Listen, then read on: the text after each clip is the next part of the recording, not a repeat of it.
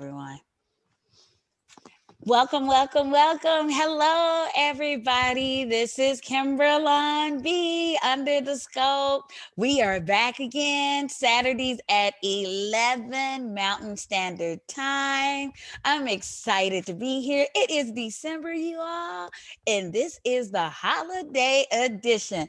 Hence the hat, right? So we're going to try to keep it jolly during this time. So, a little bit about me, and then we'll go ahead and get the train rolling out of the station. I'm Kimberlyn B. I'm a licensed professional counselor in Phoenix, Arizona, baby. That's where I'm representing now, from Texas. And I've been in the field since 2012, and I've done a lot, seen a lot, worked with women, men, children, teen, whoever, whatever. And I believe in anybody and whatever potential they want to reach. So I don't turn anyone down. This is my show. It's Under the Scope. And the purpose of this show is to reduce mental health stigma. There's so many people out here that's suffering in silence. And I talked about that last night on another show about people suffering in silence. So I decided to step outside of the counseling room and talk about mental health and reducing any type of stigmas around it. So, under the scope, I interview influential people on the planet, their knowledge, their skills, their talent, and the best part about them is their contribution to mental health awareness. So, a little bit about Under the Scope. Here's the housekeeping rules. This is a no judgment zone. You can say what you want to say and how you want to say it, as long as it's not disrespectful to our speaker or anyone participating in the show. Um, I have a chat box on the side. You can put your name on the side. Because what I try to do, if we can, is leave questions towards the end because I love to take our guests under the scope where it gives you here in this Zoom platform an opportunity to ask them questions. All right, so we're getting ready to get started. Here we go. And I have to intro, and then I'll let her intro herself. Dr. D. I was excited. I reached out to her when I had the idea of doing this show, and I just thank God because it was like everyone I reached out to said yes. And Dr. D is someone that says yes. And everybody knows that watch this show. Whenever I have the show that I stalk people down, I watch them, I ask them, and I'm so glad that they come on here. So this is not only a benefit for you, it's a benefit for me. And I'm so glad that Dr. D decided to come under the scope to talk about seasonal depression because I'm hearing a lot about it. And I know us therapists, and I know we got teachers, we have friends, we have everyone here. And I think that each and every one of us can say that we do know someone who's probably dealing with depression right now or dealing with sadness. So I'm glad Dr. D, she came up with the idea about talking about seasonal depression, and I'm so glad she did. And I'm glad she is open in the month of December, this holiday edition, talking about seasonal depression. So, Dr. D, I will turn the floor over to you to continue introing yourself. Okay, I am Dr. Demetria Hill Cannady. Locally, I'm Doc D. In the office, I'm actually Dr. Hill. So today, I think I'm actually using my whole name, which is Dr. Demetria Hill Cannady. As you said, I'm a licensed professional counselor, master addiction counselor, certified trauma professional, and most recently added clinical supervisor. So I'm yet to step in that role. Not quite sure if I'm ready to try that out yet, even though I have the credentials. But pretty much my niche is African American teens and women. But much like you, if someone calls, I will see them. The only thing that I really am not comfortable with is grief. However, that's what I've been getting a lot of within the last 30 days. So they come in saying depression and trauma, but it's ultimately grief. So now I'm having to come out my comfort zone to attempt to do grief therapy in addition to the trauma therapy as well. So I'm excited about it, even though I'm a little leery at the same time. I'm going for it. Um, Yes. Pretty much. Well, I live in South Georgia. I live in Valdosta, Georgia, which is pretty much at the Georgia-Florida line. So I get the best of both worlds most of the time. Right now it's kind of chilly, but not too much. We have no snow of any of that, so I'm glad about that. Um, but as I said, I am a teen and African American women's counselor.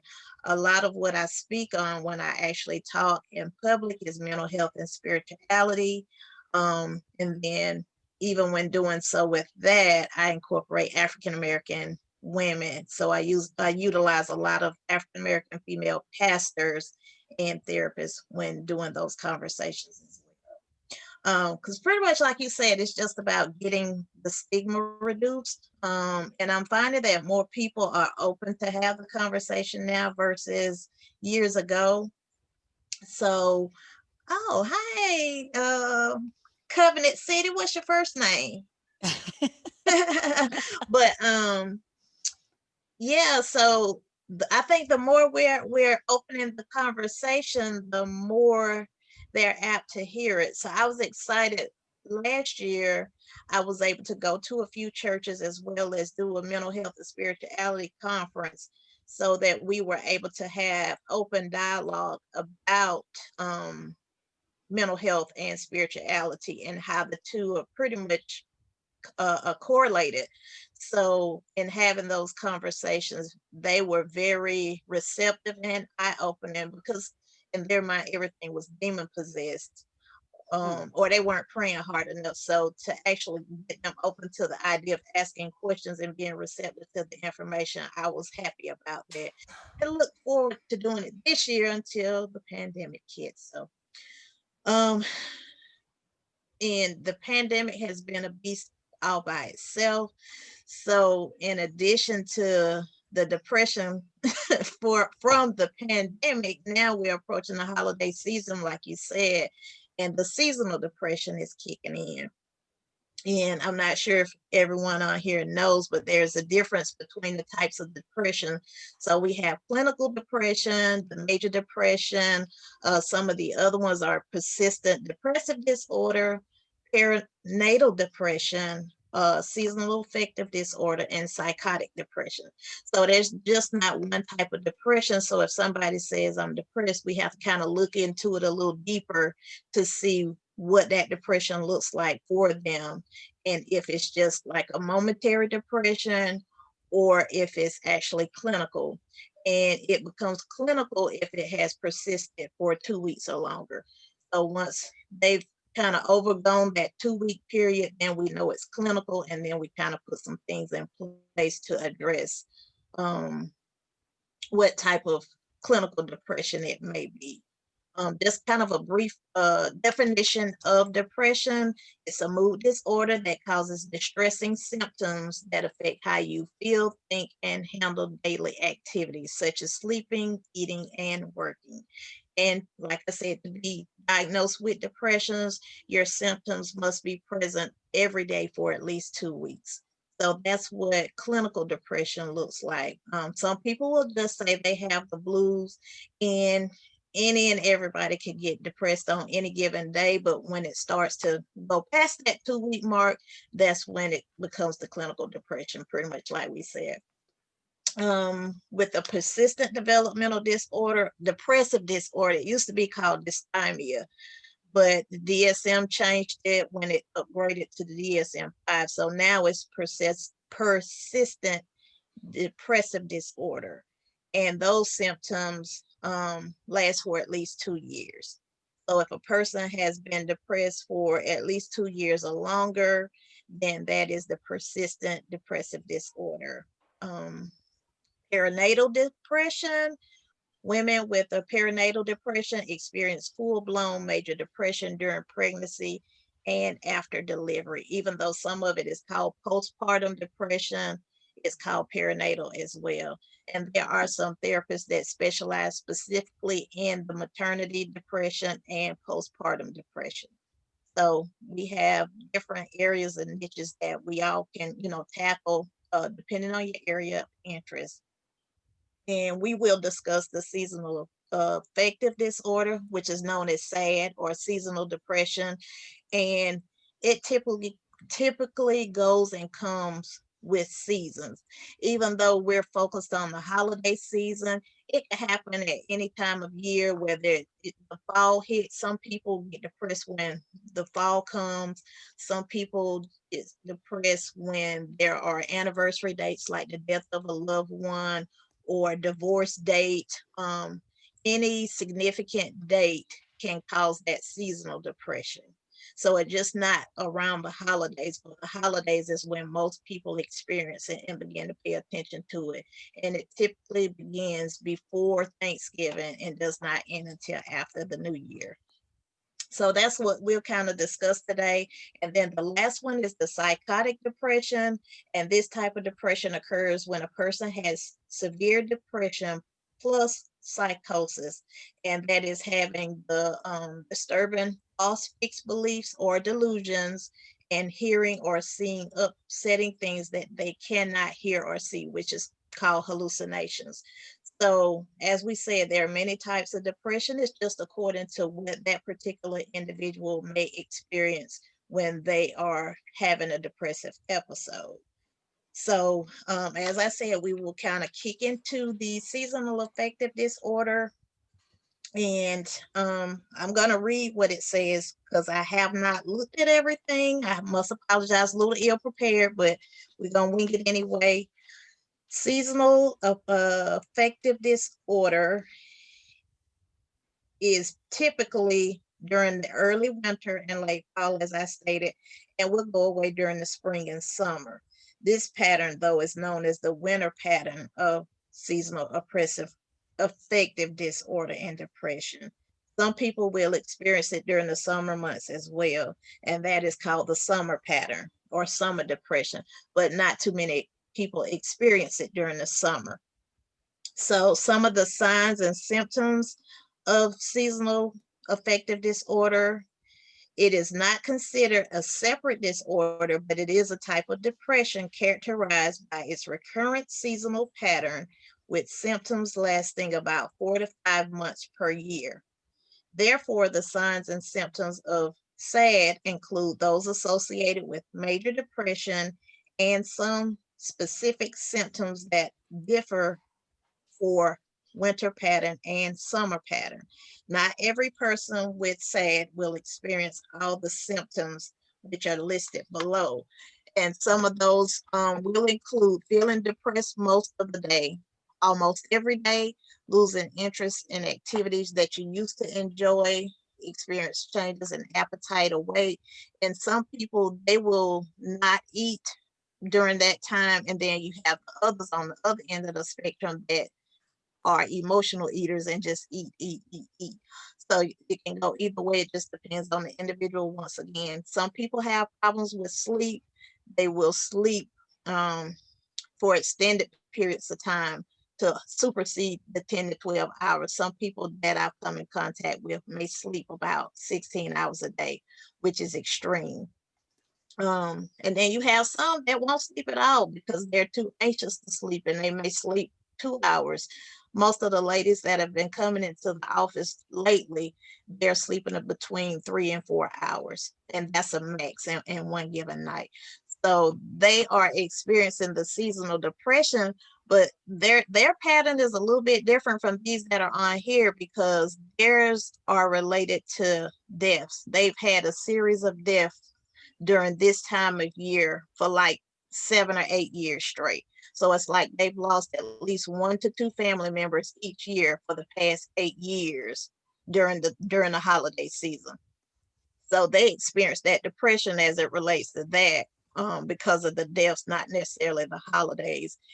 And so far, the ones that have been coming in, they haven't attributed anything to the holidays or the memories of the loved ones. It's just the specific death dates of those people, that were once close to them. Some people have feelings of being agitated quite often or sluggish, have little to no energy.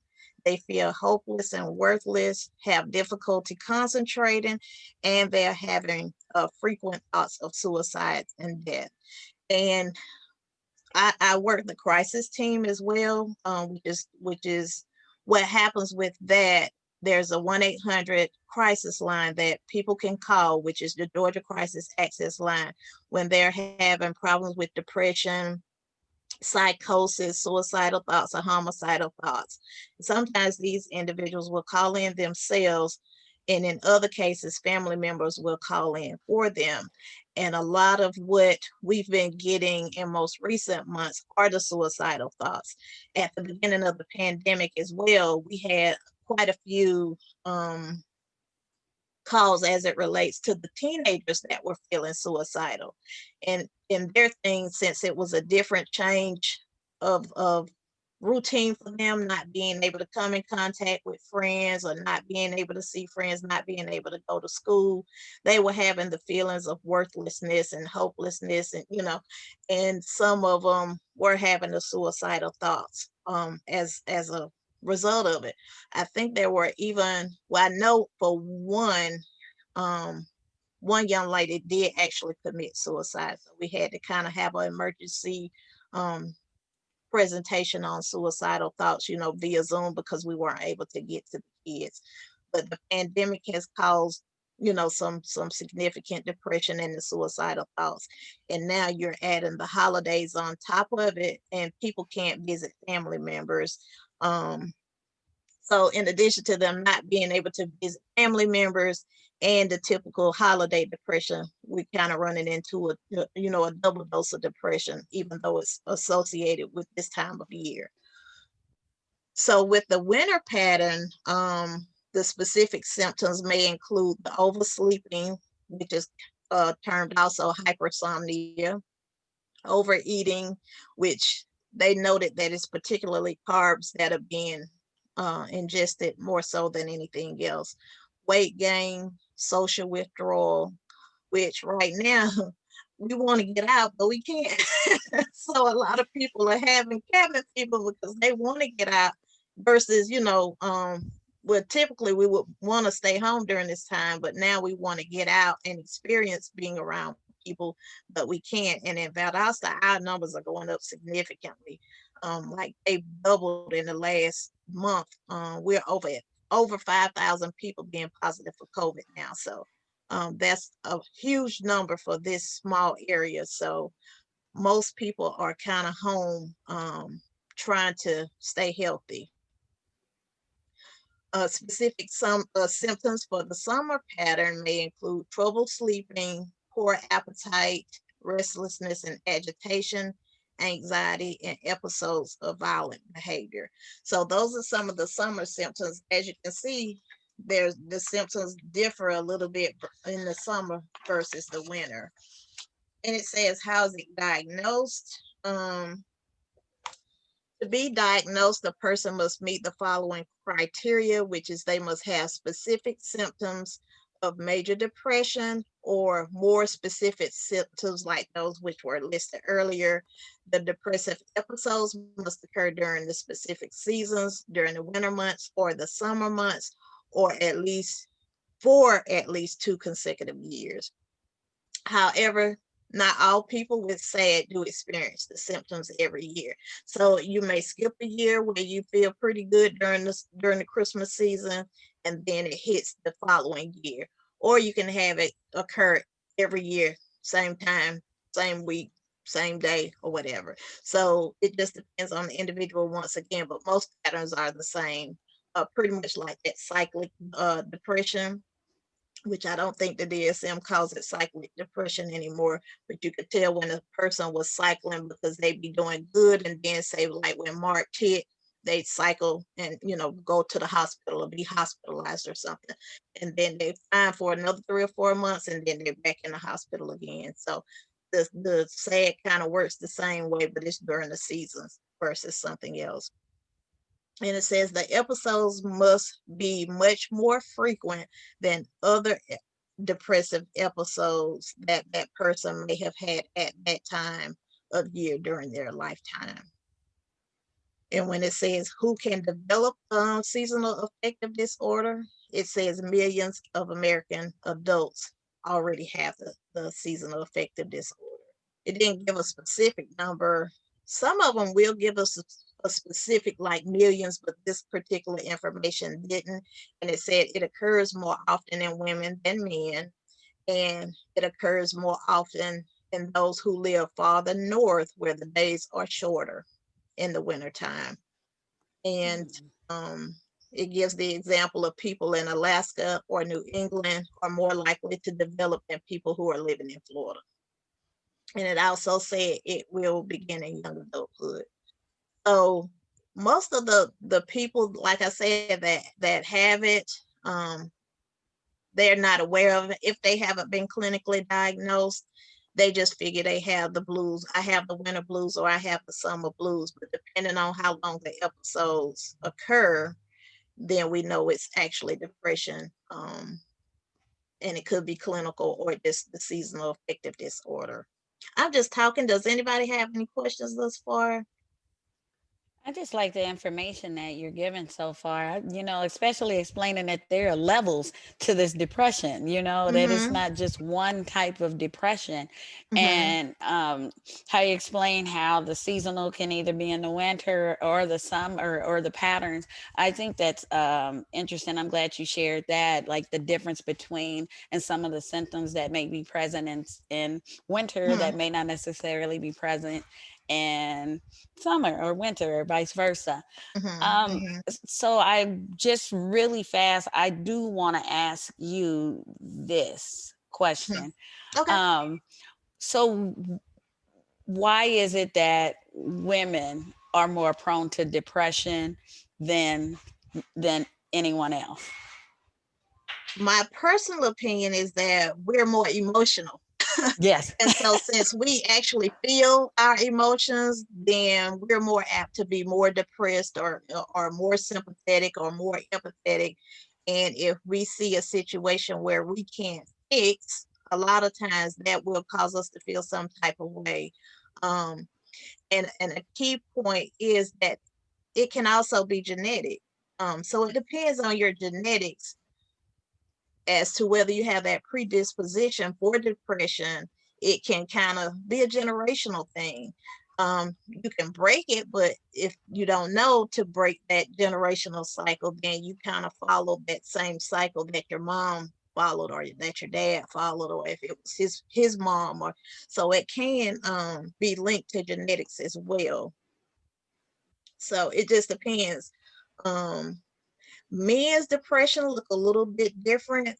They, instead of them saying I'm sad, their depression comes out in anger. So that may be the difference as well, versus them being vocal and saying, I'm depressed or I'm sad or I'm upset.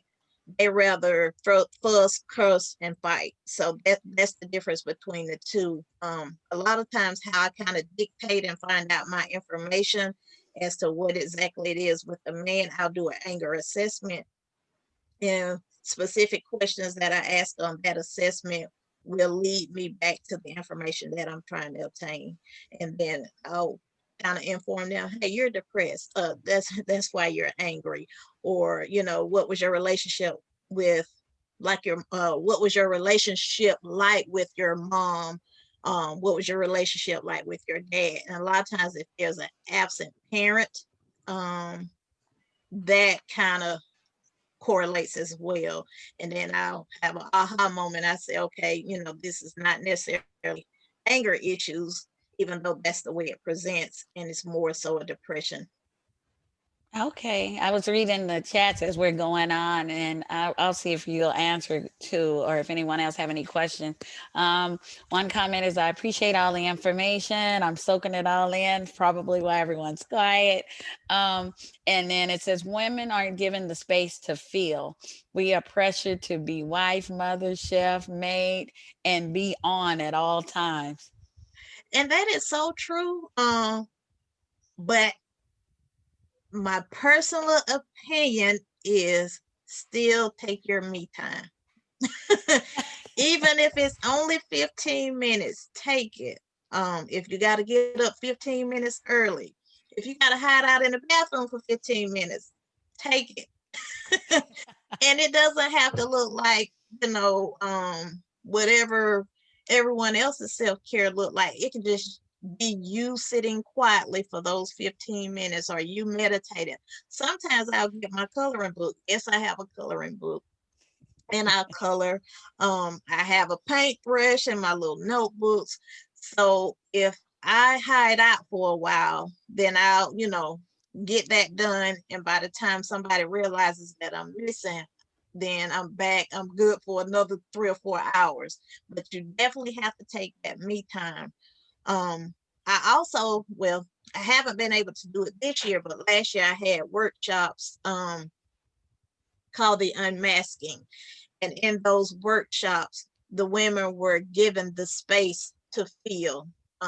They were given the space to let their hair down and be vulnerable and shed a tear or two or three and hug each other and just kind of love on each other when necessary. And I did a small intimate one earlier this year, titled "For My Strong Friends," because we're always so strong and we have to be for everybody, everything for everybody all the time. And that was another space where women were, given the opportunity to be vulnerable, and they really enjoyed it and said they had never had that experience before, and shared it with friends, and they were inquiring as to when we would do another one. But pandemic, kind of is limiting the greatness of us therapists right now. So, but yeah, so I always suggest taking that me time.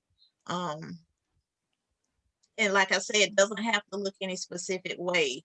Even if it's listening to your music, while you're riding your car. Some of my friends sit in their car for an extra 10 minutes before they, take on the wife and mother role. So whatever you need to do to just get that time in each day, make sure you do that. Okay. Awesome. Did you have any other information you wanted to share? Do you want me to ask another question? I was looking at this. I didn't look at it in its entirety, and it said depression in women, 5 things you should know. Yes. And since we're all women on here, My and I, dad's on, but that's okay. oh, I'm He's sorry, on for Dad, but support. hey, Dad. One of the things that it said is depression is a real medical condition. So where people thinks it's a myth, it's not. It actually is a real medical condition, and it's considered a mood disorder. Um, so because it interferes with your inability or your ability to sleep, work, eat, study, whatever, and enjoy life, it has to be treated as you would your physical health. So a lot of people are against medication, and I'm not for medication for everybody, but if it's appropriate, take it. If it makes you feel better, take it. If it improves your thinking and ability to function in society on a daily basis, take it. And if it doesn't work for you, find another one. There are many different types out here that can serve, a benefit to you and your mental health. And everything doesn't have to be um, prescription. There are some natural remedies as well. You just have to research them and see what works best for you. Mhm. And each medication is going to affect people differently. So if somebody say, well, I took Prozac and it didn't work for me, it may not have worked for them, and it may work wonders for you. So don't base your experience on someone else's experience. You have to try it for yourself and see if it actually works. The second thing was that depression can hurt, and it says literally, which it says sadness is only a small part of depression. Some people with depression do not feel sadness at all. A person with depression may experience many physical symptoms such as aches and pains, headaches, cramps, or digestive problems. Mhm. Some people with depression may have trouble sleeping, or waking up in the morning, and they may feel tired.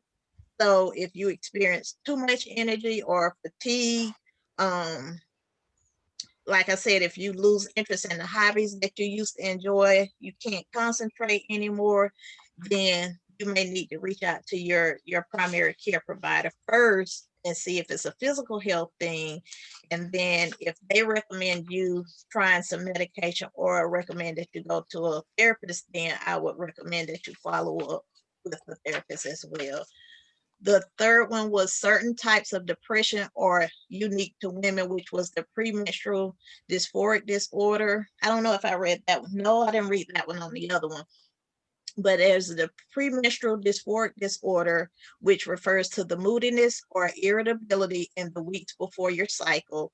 It's quite common and the symptoms are mild, but some are disabling, and you can have the irritability, the anger, the depressed mood, the sadness, suicidal thoughts, appetite changes, bloating, breast tenderness, and joint and muscle pain. So that relates to that. It's called PMDD for short. And the perinatal depression is another one that refers specifically to women, which was one we discussed earlier. And I think this says perimenopausal. It does, perimenopausal depression, which is the transition to menopause. And it's a normal phase in a woman's life, but it can be challenging because you have abnormal cycles, problems sleeping, mood swings, and hot flashes. Something I'm not looking forward to. Ah. Yeah, it happens at different ages and different stages. So you never know when it's gonna happen. You just, I guess, have to embrace it. I haven't gotten there, but I'm not looking forward to it either. Depression can be treated was number 4, and it can be treated with medication, like I said earlier, the therapy, which is talk therapy for some, and a combination of both of them. So you can get it right one way or the other with the medication, the therapy, or both. And antidepressants are the medications that are commonly used to treat depression, and people respond differently. That's why I say you have to see what works best for you. And if you notice that it's not working, then you reach out and talk to the person who prescribed the medication to try something different. And some of those medications will have adverse effects. So it's good to know what the symptoms are if you're taking a medication. So make sure you read the signs and symptoms that are listed along with the medications, because you may experience some of those and you thinking you're just going through a spell, and it's actually a side effect from the medication. So it's good to know what the side effects are so you can immediately stop it if you're having those adverse effects. And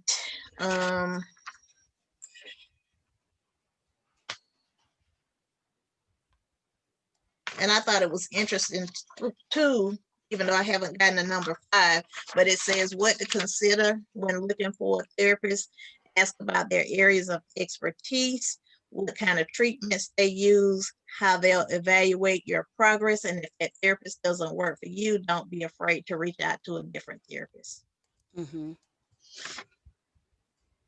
And number 5 was researchers at the National Institute of Mental Health and across the country are dedicated to women's mental health research.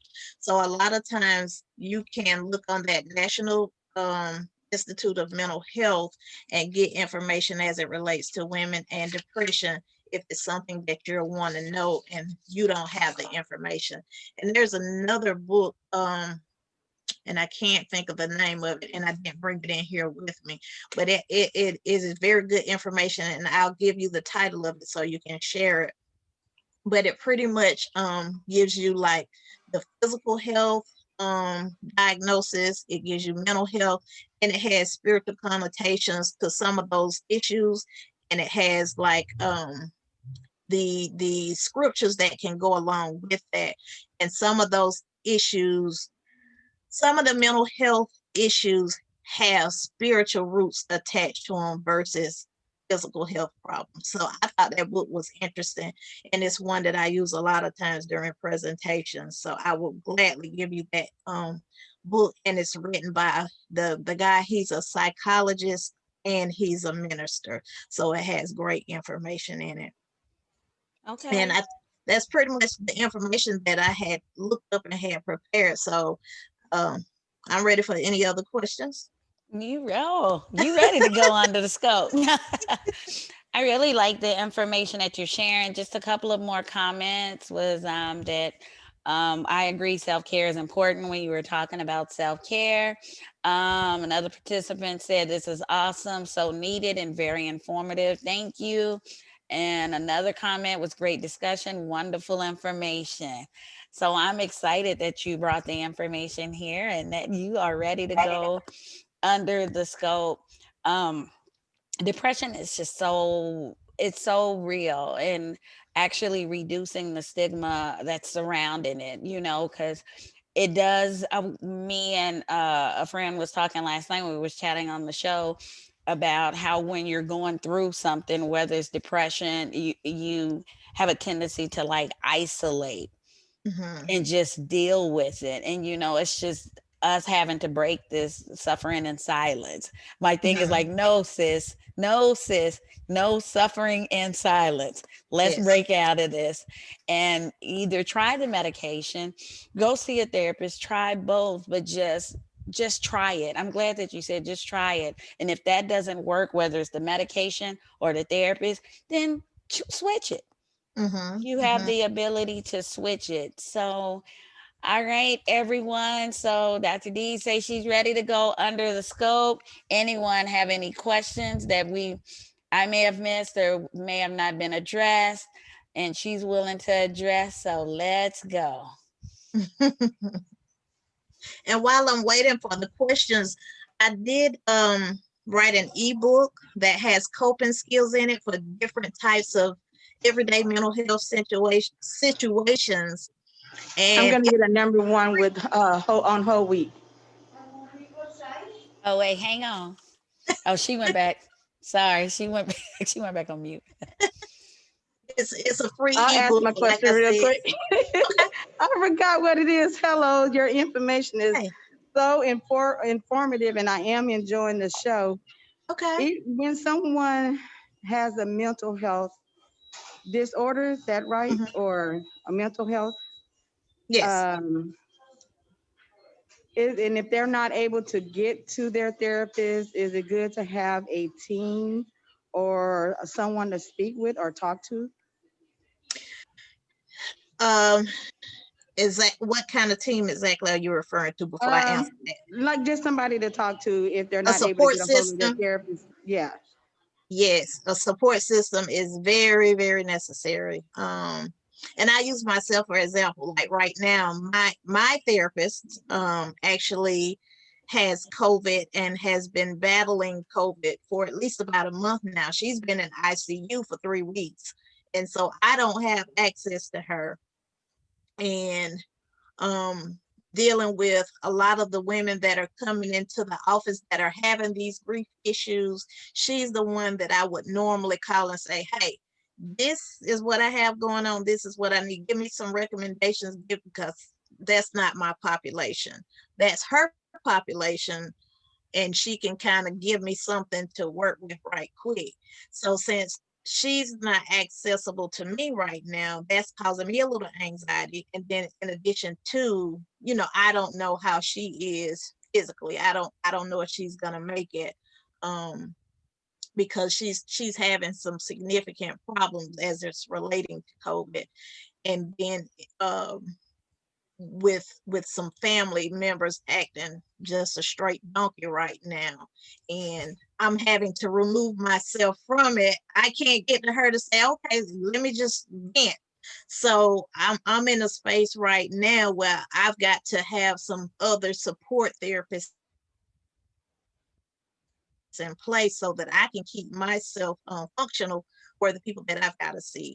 So yes, it is very necessary to have a support system because you don't want to be like me needing this other person and they're not there. But make sure whoever your support system is somebody that you can depend on. They're reliable and they're not going to tell everybody in the world what you have going on. That's going to be the key piece, because if you can't trust them to keep your business, you're not going to share it. That's good. Thank you, and I apologize earlier. No, I you're didn't fine. have You're fine. I didn't have it on mute. My apologies. Thank you so much. You're welcome. You're welcome. Is there another hand that's raised on the iPad? It's labeled iPad. iPad. Apologies for not knowing your name. It's me. Hey, Mika. Hello. Hello, Dr. Demetria. Hey, My name, Meek is my nickname. My name is Demetria as well. okay. Yes, ma'am. And my mother family are Hills. So hey, cousin. Hey, girl. So I have Oh yeah, two. Mika, I forgot that part too. I have two questions. One Okay. is, um, I've always heard the saying that depression is a silent killer. So, how do you recognize silent depression? For the everyday person, or how do I recognize it? Everyday person, or how would you recognize, or say, yeah, how would an individual recognize it for their loved one, and then Okay. yes, as a professional, how would you recognize it? Okay, so you recognizing it in your family member, you're gonna see a switch in their personalities, even maybe the way they dress, their speech, if they become withdrawn, where they used to be outgoing and now they don't want to be around family. Um, Certain things that they may say, or they may not say anything at all, where they used to be the life of the party. So it just depends on what their personality was then versus now. And then, like right now, a lot of people are experiencing financial stressors. So if they were in a job that was paying all the bills and then they were able to splurge and now they're receiving unemployment, um, that's part of the silent piece, because they have some shame associated with not being able to have that lifestyle that they once had. And so because they can't pay the bills, or they have to ask for help, or the shame won't allow them to ask for help, that can just kind of take a toll on them mentally and physically. You can see a change in weight gain or weight loss depending on if they're taking care of themselves. So you would kind of just, I'm observational. So I look at everything. I'm looking at the face, the body language, what they're saying, and I'll ask, what does that mean? What do you mean by that? Why are you looking like that? One of my ladies came in this week and her whole facial color was dark. And I said, what happened in the past 2 weeks? Because I'm looking at somebody's totally different. And she was like, nothing has happened. I was like, yeah, something has happened. Your facial expression is different. Your body language is different. Your tone is different. So I recognize, what you came in with the last time versus what I'm working with today. If they fidgeting and can't sit still, or just kind of sunk down in the chair where they're diminishing their selves so that they're appearing to not want to be seen by anybody. So it's a variety of things that you can look for, Okay. things that they don't enjoy anymore. Yeah. Okay. I never looked at it like that. So yeah, those Mhm. were some great points. Thank you. And the type Also, of my music that they listen to. So if all well, the yeah. music is depressing and slow and kind of just put you in a dark place, that can be a sign as well. Well, that for me, that's something I was gonna mention when you said something about music earlier, because I actually like a lot of love songs. I like music that tells stories. Most music, a lot of music that's depressing for most people, that's actually uplifting for me. So I Mhm. don't know, it's kind of Well, see, that weird, would be but your pattern though. So that's not out of your norm. So right. if you switched up to hip hop and everybody talking about shooting everybody and all of that, then that Yeah. that might be Yeah. a change in what's going on with her now, because she's not listening to True. Luke anymore. So True. yeah. True. Okay. My next question was anxiety. I know people a lot, there are people out there who struggle with severe anxiety. Is that another form of depression? Um, it can be. Most anxiety is related to a trauma experience. Mm, Um, okay. so if there has been something traumatic that has happened, that's when anxiety kicks in most of the time. However, it can be related to depression too, but most of the time, all three correlate. So if you're experiencing the depression, the anxiety, they are most often related to something that has occurred traumatic, whether it could be something as simple as a car accident, or it could be something as traumatic as, molestation or rape. So it just depends. Once again, that's where you have to kind of dig in and find those root issues to see, what was the childhood like and who was there, who wasn't there. Um, because a lot of times the anxiety issues will result from that trauma. Okay. Thank you. You're welcome. That's good information. I have a question in the comments. It's like, yes, a great support system is necessary. It says, what about Black men and depression? As I was saying earlier, with men, the depression presents as anger, irritability, intimidation, because if they've been hurt, most of the time they're going to be guarded. So they're going to intimidate and overtalk you, outtalk you, stand over you so that they don't appear the lesser person, when in fact they may be experiencing the depression. So it can look a little bit differently in men, because they've always been told men don't cry. You got to have that masculine presentation. With my sons, I tell them it's okay to cry. You don't have to cry all the time, and you can go in your room and be emotional or whatever. Because my older son, he was a crybaby, but he was sensitive as well, and he would cry at the drop of a dime, which I was okay with that. But the older he gets, I have to tell him, hey, you're getting a little bit older now. Just watch where you cry, so that people don't perceive you to be weak, or perceive you to be this, that, or the other, but still express your emotion. So a lot of times when he would become upset, I just say, go in your room and get yourself together. And that he knows that means go in there and cry if you need to. Take your 15 minutes, listen to your music, whatever that looks like for you. Just go feel better.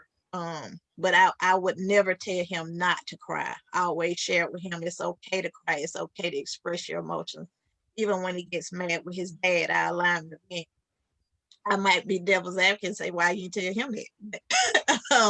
I still allow him to, share what's on his mind if he feels like his dad was too harsh, and I'll ask him, well, did you have that conversation with him? And he'll say, no, he gonna yell at me. So I said, well, even if he does yell, you've expressed how you felt.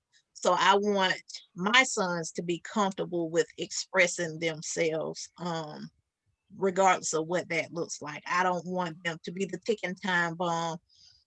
I don't want it to fester and, cause other mental health issues. Even with the youngest one, if he gets sad, I want him to tell me, say he's ADHD. So it's real hard to know what he has going on a lot of times. And then, but every now and then he'll say, I'm feeling sad. And I'll ask, well, what about? And we'll have a conversation about it. So I always open up the dialogue, for my sons, as well as if there are other boys around, so that they know that we are listening and we care as well. I worked at the prison, men's prison. Whew, that was a task within itself, but that was an experience that I'll, kind of take with me throughout my career, because the men that were in prison, probably about 75% of them had PTSD. And it was related to an absent parent, or having to grow up too soon, or having to sell drugs to make ends meet. So everybody had a story. Even with the pedophiles, which was one population I dared that I would never work with, they had a story. They had been molested or raped, so they repeated the cycle of what occurred to them. Some of them were remorseful, some of them weren't, but in that environment, they weren't allowed to have emotion, because if they shared emotion, next thing you know, they was getting beat down or getting stabbed up and end up dead. So they could not show emotion in there. So, but the majority of them were in there because of mental health issues, untreated mental health issues. Okay. Let me see. Patrice, I hope I'm saying it right. Did that answer your question completely about what about Black men and depression?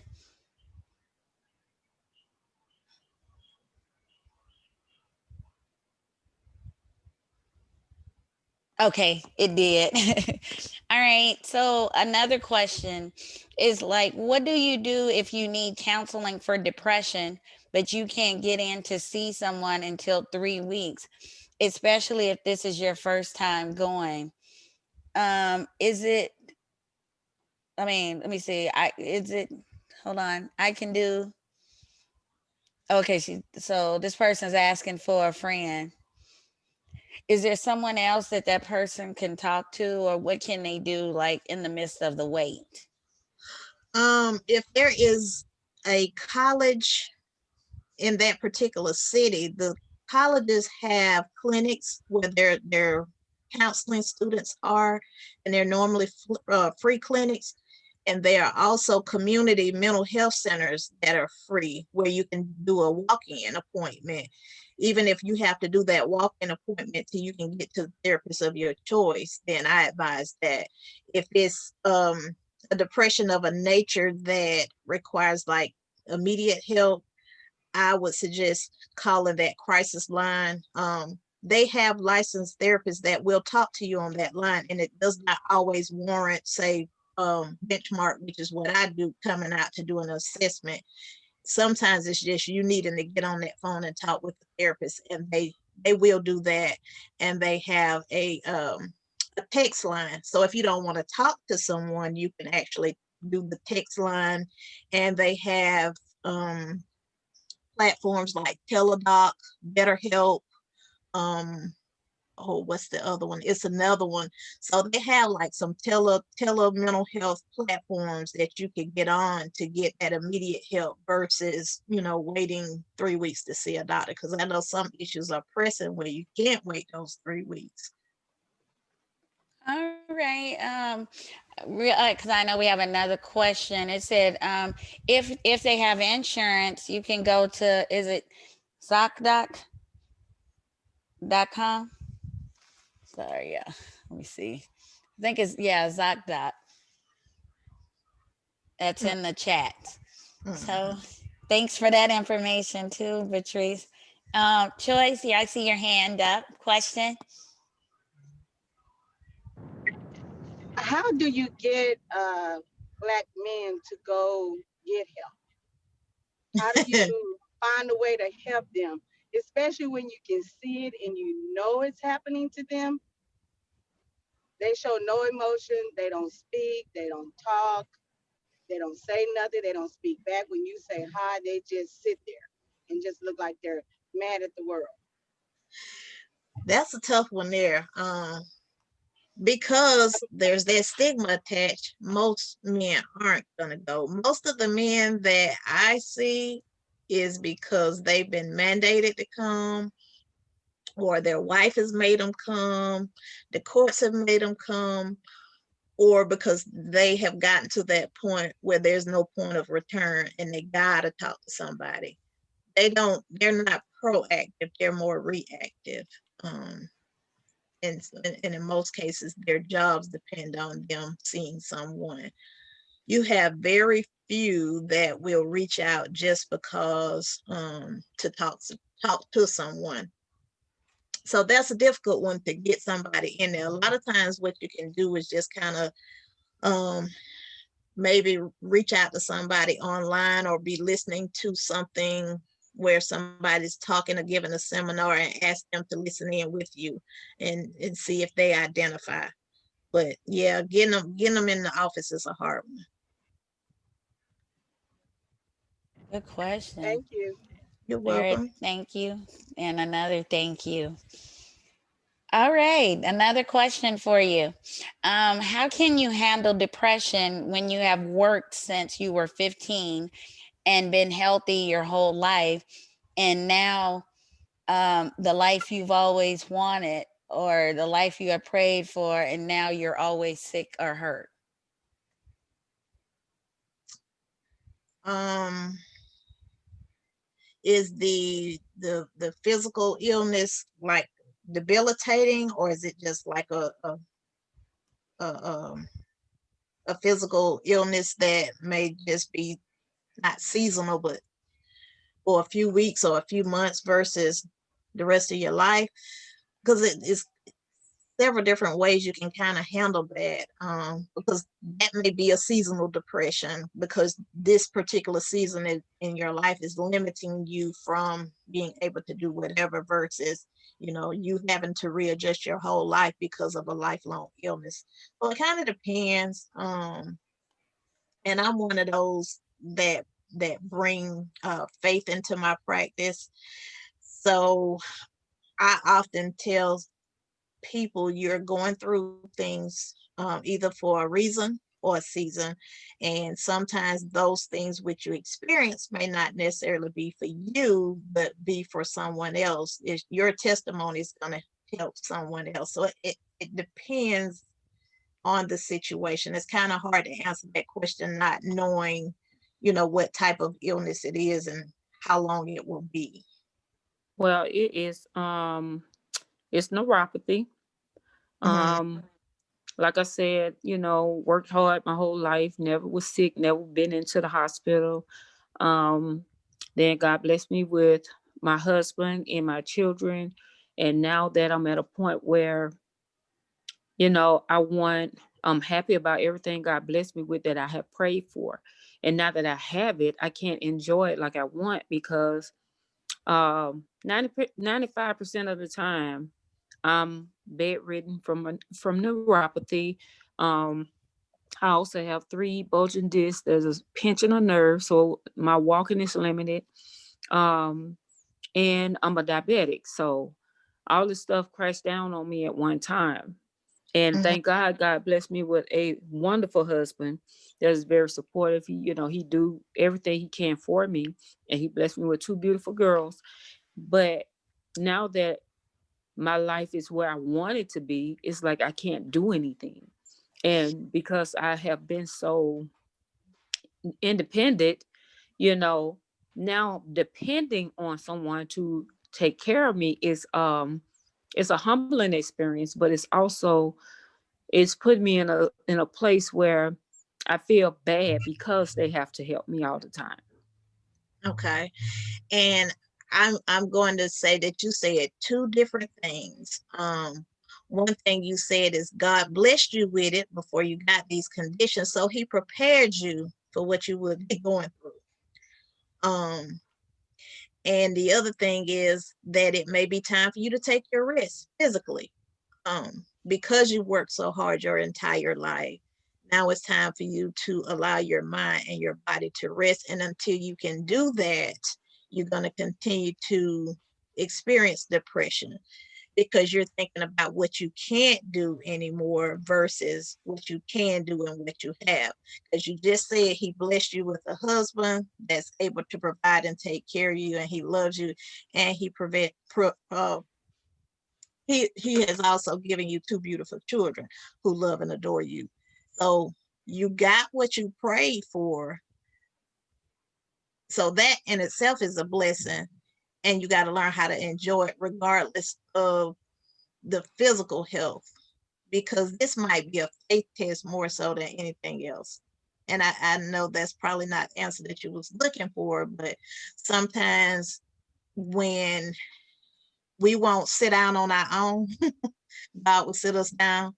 And during this time, it's time for you to create a new normal. Um, and that new normal will involve you having to work around the neuropathy and the diabetes and all of that. And part of that, once you kind of change your mental process or your thought process, you'll begin to feel a little better. And then that diabetes and that pain that you experience may also, become less and become in more control. And I'll make sure that I give Dr. Kimberlin that book information, because it deals with that physical health in there as well. And so a lot of times what we're thinking mentally will affect us physically. Mm. That sounds about right. What you just said. Everything you just said. Mm-hmm. And I use one of the examples that's in that book. We know a lot of women experience breast cancer. And prior to reading that book, it would have never been in my thought process. But we experience, well, not me, I haven't had it, but women experience breast cancer. And a lot of times, even though not all the time, it has a spiritual connection to it as well. And it's based upon the relationship that you have with your mothers and your sisters. So if you have a heated or a relationship or a dysfunctional relationship with your mother and your sisters, it affects you physically, and it's correlated with breast cancer.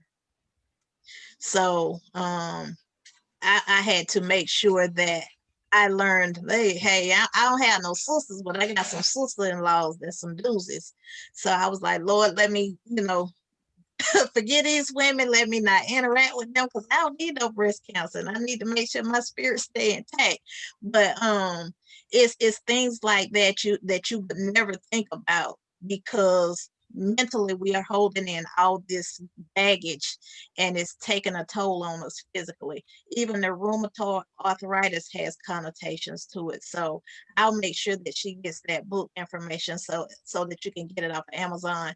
It's less than $30, but when I tell you it's very informative, it is very informative. That's good. That's good. I'll have to get that book for myself also. Mm-hmm. And Sister Abernathy, if you I'll message you if you inbox me. I want to bless you with that book for this season. So Yeah. I'll get one from you, Dr. D, and I'll bless Sister Abernathy with that book. Okay. Okay. I'll make sure I inbox you the information once we finish. Okay. Awesome. Anyone else? Any questions about seasonal depression, depression? Any other comments? No more suffering in silence? I have something to say. Mhm.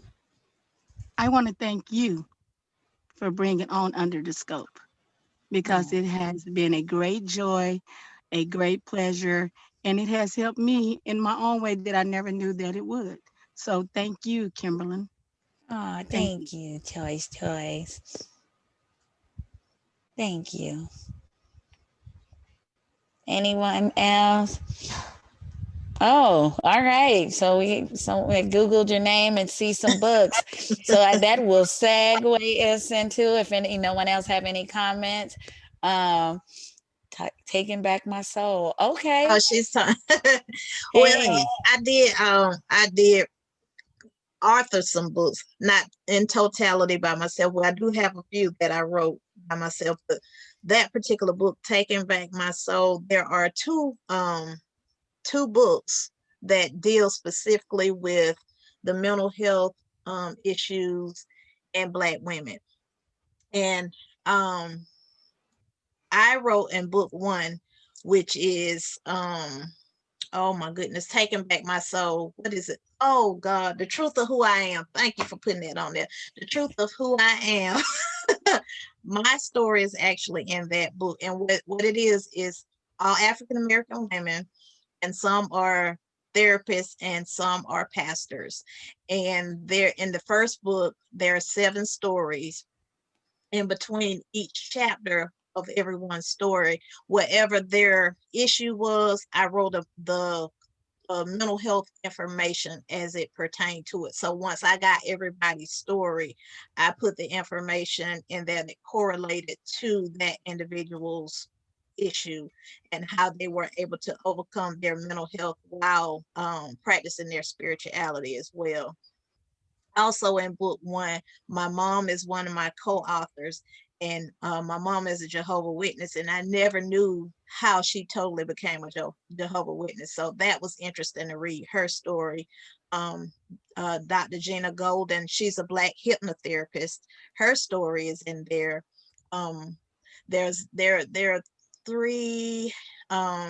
one of the young ladies, she had lupus. She has since died. She had a lupus episode earlier this year or last year, the end of last year or the beginning of this year. So she lost her battle to lupus. Um, real sweetheart. Her story is in there. And so Prophetess Shalonda Williams, she battles with depression and fibromyalgia. So her story is very interesting to read. She's very transparent. She's written a series of books as well. And I buy every book because I learn something new with each book that she writes. She's also one who's always prophesying things to me. Just this week alone, she told me it was time to write another book, and this one I had to write alone. So I was like, okay, here we go again. Because I had just said that morning, I don't want to write any more books. I was telling my coworker, I'm tired of writing. I don't want to write. This family stuff is a whole drama field book by itself. So it would be a bestseller. And I told her, I don't know if my life is a reality show, a comedy, or what it is. And so I was like, you can't make this stuff up when you're dealing with mental health, because you have to deal with the whole family's mental health. You can't just turn it off after 5, because somebody's going to inbox you, somebody's going to call you. So you're always dealing with other people's stuff, whether you want to or not. And in the second book, which was Taking Back My Soul, that one also has female ministers and therapists in it, and they share their mental health journey as well. So those are those 2 books. There's a book written on goal setting, how to set and achieve goals. The ebook that I was speaking about earlier, that's the one with the coping skills, how to deal with like anxiety, depression, the everyday issues that we face, and gives you inexpensive coping skills to utilize to be able to combat those issues that you're dealing with. And I co-authored 2 other books too, but I don't know their names. I'm sorry. I'm kind of bad about that. I write them and then forget about them. I don't know if that's good or bad, but Me, don't feel bad. I do the same thing. okay, so I don't feel bad. But so that's it, because this, to me, it's an assignment, and once God gives me that assignment and I complete it, I'm kind of like, okay, that's done, and I put it to the side. So I can never remember the names in totality of what they are unless it's right there in my face. Exactly. So where can we find you? We have some of your information in the chat, like your website. You talked about your book products. Any other products or resources you want to share with us? Well, I do a little bit of everything. It just depends on the day. My website is www.demetriahillcannady.org, and it shares a lot of what I do on the website. Some of the products are on there as well. I also do DNA testing. The fun part about that is I get to do DNA testing for the Maury show, Steve Wilkos, and all of those. So it's never a dull day when I actually get to do those. And then, on a good note, when the parent didn't know that they had a child and they're in their 70s and the child is 40 and they find each other, those are the moments that you rejoice about. I'm a pink zebra consultant, which is scented candle wax sprinkles. So that is my therapy. Since I can't get to my therapist, I play in sprinkles. It's scented candle wax. Instead of the wax cubes, it's sprinkles that looks like candy. So people just last Saturday was like, oh, this candy looks so beautiful. No, it's scented candle wax. So that is my therapy. I burn the wellness scents, which is like the stress relief, the relax, cup of jolly, things like that. I will burn those scents to minimize my mood. There's an energy scent that excites you, the energizing ginger that'll give you energy. So I use, like I say, the inexpensive things like that either releases the tension out my body or that excites my mood. I also do Melaleuca, which is chemical-free products. They have vitamins and cleaning products that don't have chemicals in them. So I think that's it. I think, Wow. yeah. So never a dull day. I know I'm ADD, so I'm all over the place all the time. I like at least you putting it to work. I know Yes. we have two more. Well, so we have some questions coming in. Okay. Pastor Kathy, I'll go to you, and then I have some questions in the chat after that, Okay. Dr. D. Okay. Thank you so much, Doctor. I have thoroughly enjoyed listening in. You have been a blessing. The information has been amazing. God bless you. Um, Counselor Barnes, Kim, I just appreciate you for hosting and Thank open you. this door opportunity for knowledge. And I suffered and still deal with fibromyalgia and diabetes.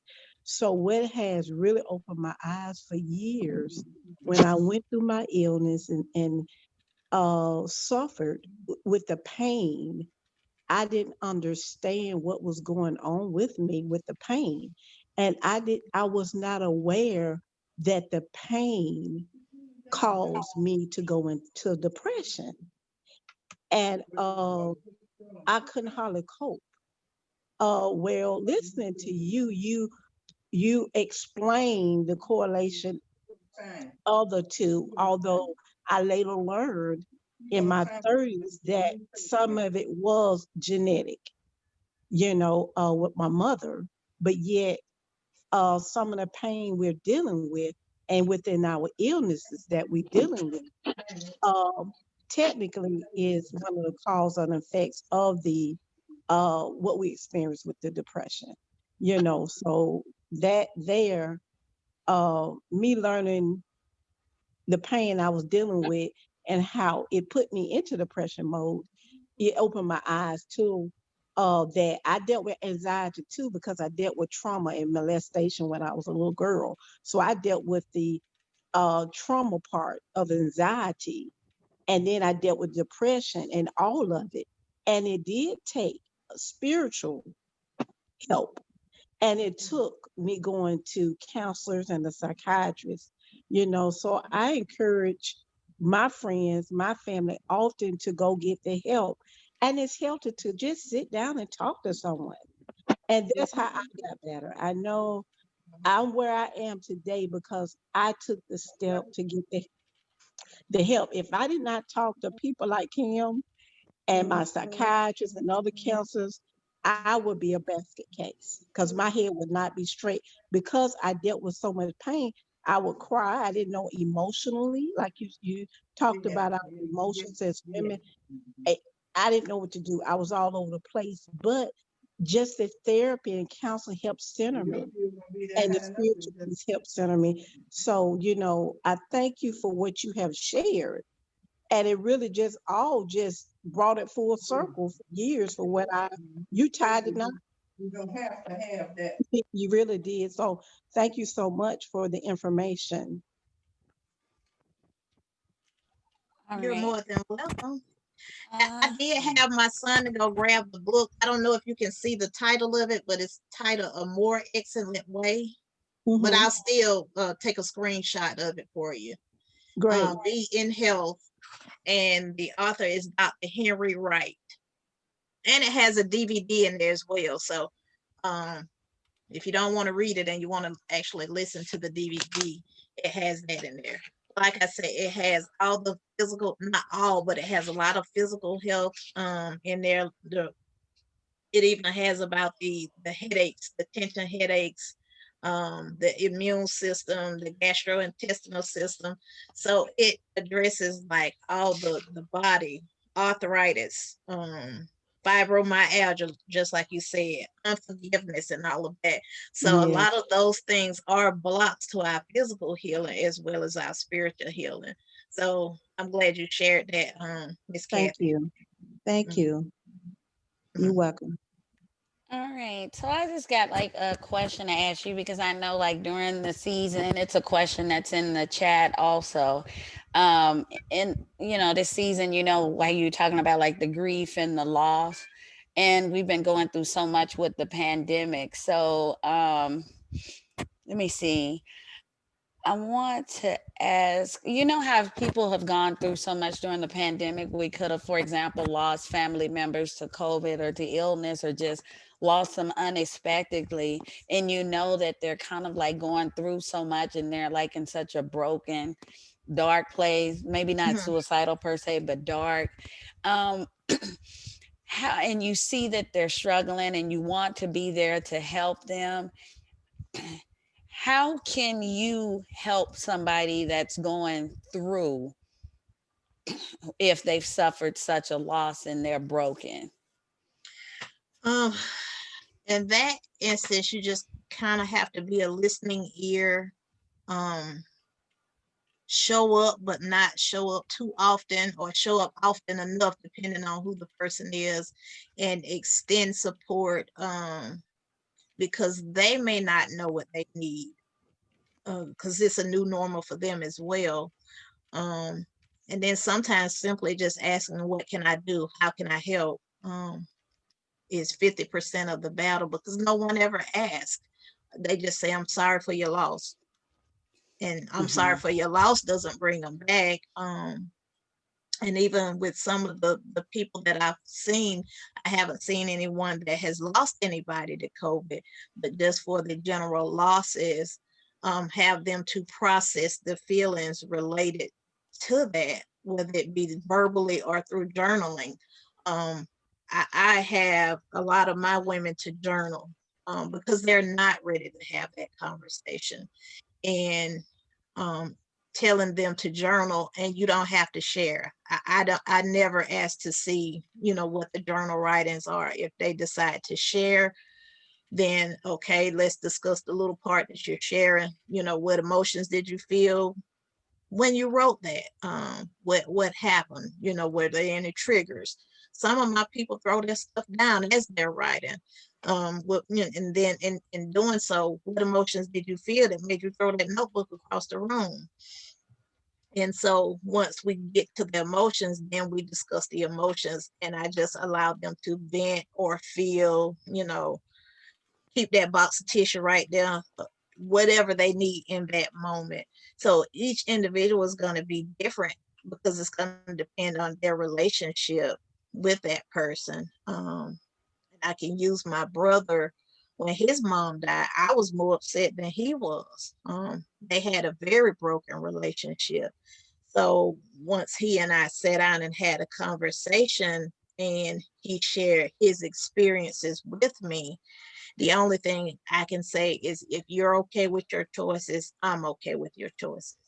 And once he Mm-hmm. told me he was okay, I said, well, I'm good. And I had to leave it at that, because his experience with her was different from my experience with her. Mm-hmm. So um, a lot of times we just have to be a listening ear to know which way to go next. Mm-hmm. And even see, I was just thinking, this is another part of that question. It's hard to support someone that's going through a lot, especially when you see like they're broken. Mm-hmm. Um, do you have any advice on like what kind of information you can give them so it won't put any more burden like on them? For example, like, you see that they're broken, it's like, hey, can you talk, should you go talk to someone? Is there certain words you could possibly say to somebody that is broken and going through, so they'll be okay, especially when they're used to being the strong person, and Mm-hmm. now this grief, everything, whatever has hit them all of a sudden, and they're trying to just get through it? Is there something that you can say to that person that's going through it as well, that's probably broken at this point, so they won't have to like suffer in silence? Yeah. Again, it's going to depend on the individual, because they gotta want help in order for you to be able to help them. And sometimes they may not know that they need help, but just that simple question, what can I do for you, or how can I help, will kind of guide you on which way to go next. or what do you need from me? Because a lot of them may say nothing, but then after they say nothing, and it may, say but, and then what comes after but may be how you can actually help.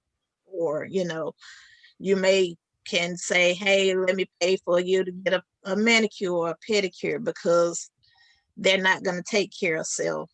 Because if finances is an issue, they can't afford to do that little bit of self-care that they once were able to do. So it may be something simple, buying groceries, or, taking them out to dinner, or inviting them to lunch. Again, it depends on the individual, because everybody's going to handle grief differently. That's true. And if it is having that safe place, and I'll move on to the next question, at safe place with therapy, if because it can be hard, like if to get that type of support or that listening ear from family or friends, Mm-hmm. because sometimes they're not therapists, they want to fix it. No one wants to see you going through, and it pains them to probably see that one is broken. So going to therapy will give you that place, if you are at that broken place, to be vulnerable, especially when you're used to being the strong person. So you can release in that neutral, judgmental, non-judgmental setting. And Mm-hmm. you can just go and talk. It doesn't mean this or another, that you can't handle it, you can't capable. It is just that safe place for you to talk. So that's why I press therapy, not because I'm a Yeah. therapist. And a lot of times, some people won't go because they can't afford it. And I will have people that will reach out to me because they know, how I am. And if they tell me, hey doc, I need you to see such and such, they ain't got no money. But let me know what I need to do. And I'll ask, what are they going through? So if it's something that I can address, then I say send them on. But if it's something that's Hmm. out of my area, let me refer them to somebody that can help. Um, so a lot of times finances will keep them from seeking out therapy. So that's why I say, if they have a college or a university that has that clinic on campus where those therapists are getting their training and their hours, they can visit that clinic for free, and be able to get some support from there as well. Okay, yes, thanks for throwing that in. All right, we have Marcus would like to say something to you, Dr. D. Okay. Hi, Cam. Hi, Dr. Hey, Demetri. My name Marcus. is Hi. Marcus. So, I am a male who manages depression with psychosis. Okay. So, I think for other males, I'm not sure what's all been talked about. My mom just told me what the topic is. She just got home. So, I would say if other males can find a male like myself who's gone through depression or who's managed it, it helps them to open up a lot more. Uh, Through me going through my depression, I also became a peer support specialist here in the state of Arizona. That was what I So, was gonna ask. Are you a peer support specialist? You are yeah, well needed. yes, ma'am, I am. But right now, working in health insurance, so kind of in a way, I get to use my skills with them as well. Okay. But yeah, I would say just have them try to find a common male who's outside of their family or their friend circle who they would feel comfortable speaking with. I agree. I agree. Also, we have to impress upon our young boys that marijuana use, even though as popular as it is detrimental to the brain cells, because the younger you start smoking, the more you will introduce yourself to psychosis, bipolar disorder.